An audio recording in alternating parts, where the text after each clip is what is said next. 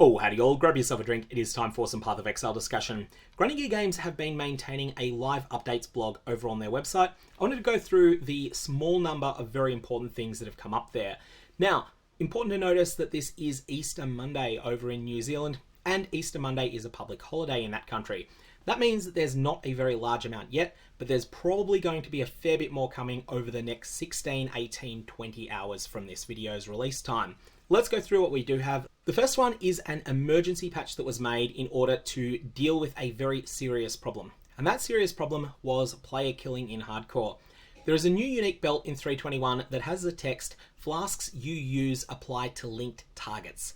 This mod might seem pretty harmless if you're sharing flasks like Rumi's Concoction that are all upside, or a Mana Flask or a Jade Flask. However, things become very different when you share one of the flasks that has a huge upside and a huge downside to balance that.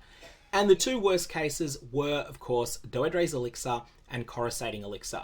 These flasks are fantastic on the right builds for them, but in pretty much any other situation, using them is absolutely disastrous. And if you're not built around these flasks, you probably don't ever want to use them. This is being used by griefers to player kill in hardcore, and I really think GGG should go through, find the people who are involved in this, and just permanently ban them from the game. Make a statement to that effect as well, so that it's clear that this has happened, and that those players won't be welcome back. Then, next time, if there is a design mistake like this belt that gets into the game that allows PKing, it's the sort of thing that GGG will have set a clear precedent, and as a result, players won't use it as much as they did this time. The next thing that's significant in here is that there are some potential improvements to Crucible encounters to better indicate the difficulty of an encounter. I think one of the real problems at the moment with the Crucible expansion is it's very easy to get completely overwhelmed by a number of monsters because you can just spawn a stupendously dangerous encounter without realizing that that's what you're doing. It's not very clear how dangerous you're making the encounters, and I really think we already have a clear 20, 40, 60, 80, 100% danger system from Delirium. I think we could use exactly the same thing with Crucible and just have a clear indicator. 20%, 40%, 60%, 80%, 100%. Players will know then, if you go 100%, you are asking the game, show me no mercy, try to kill me, try to absolutely destroy me, don't play fair. If you go 60%, you're hedging your bets a little. If you go 20%, you're saying, I want to play with this mechanic, but I don't want it to kick me in the face.